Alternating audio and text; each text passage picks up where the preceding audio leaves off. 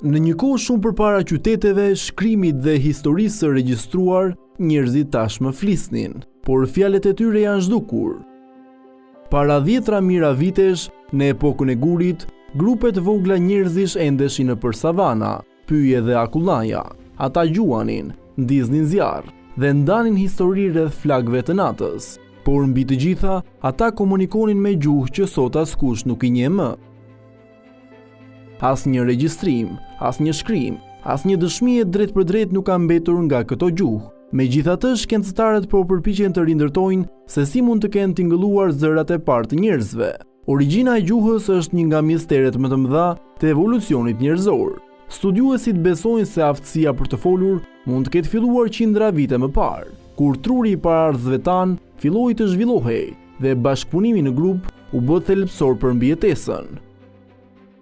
Në ato kohë të hershme, njerëzit ndoshta nuk ishin mirafjalë si në ditët e sotme. Fjalori i tyre ishte më i vogël dhe i përqendruar në gjërat thelbësore: familja, kafshët, ushqimi dhe rreziku. Megjithatë, edhe para 200.000 vitesh, njerëzit modern ka shumë të ngjarë të përdornin fjali, emra dhe folje, struktura gjuhësore të ngjashme me gjuhët e sotme. Çdo grup njerëzor kishte mënyrën e vetë të folurit. Kur dy fise takoheshin, mund të mos e kuptonin njëri tjetrin. Një situatë e ngjashme me atë që përjetojmë sot, kur përballemi me një gjuhë të panjohur.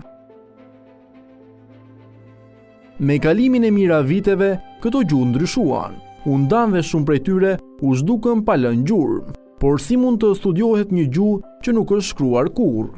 Shkencëtarët përdorin një kombinim të arkeologjisë, biologjisë dhe teknologjisë moderne. Ata analizojnë kockat e lashta, veçanërisht një kockë të vogël në fyt, hioid, e cila luan rol kyç në të folur. Ata studiojnë gjithashtu mënyrën se si truri aktivizohet kur njerëzit krijojnë vegla guri, një aktivitet që duket se lidhet me zhvillimin e gjuhës. Sot, me ndihmën e kompjuterave dhe inteligjencës artificiale, studiuesit po përpiqen të rindërtojnë familjet e gjuhëve dhe të gjurmojnë se si mund të jenë përhapur ato, ndërsa njerëzit migruan nëpër botë.